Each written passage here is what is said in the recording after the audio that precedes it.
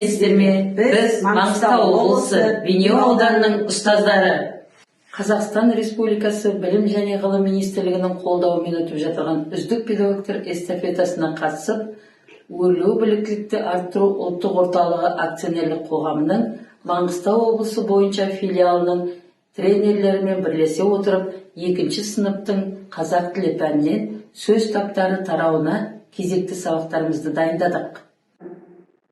Үздік педагогтер эстафетасының мақсаты заманауи педагогикалық технологиялар мен әдіс-тәсілдерді, осы заманғы озық жаңашылдық идеяларды көрсету мен тарату және педагог мамандығының мәртебесін арттыру. Эстафета бізге өз тәжірибемізді республика көлемінде таратуға зор мүмкіндік берді.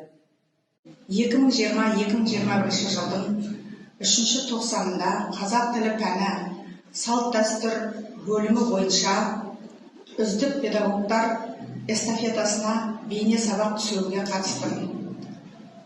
Сол кезде тәжірибелі ұстаздардан тиімді әдіс-тәсілдерді қолдануды үйрендім.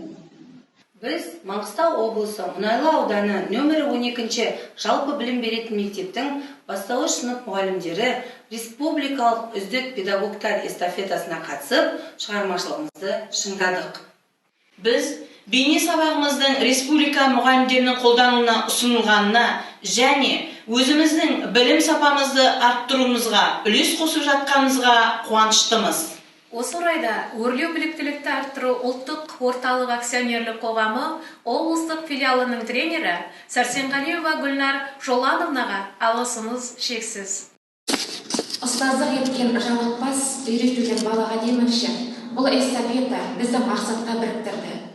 Және жаңа талапқа сай бейнеліктер әзірлеуші топтың мүшесі болғаныма қуаныштымын. Эстафета бізді өзара тәжірибе алмасуға жетеледі. Уақытпен санаспай бар күш-жігерімді шығармашылыққа бағыттадым.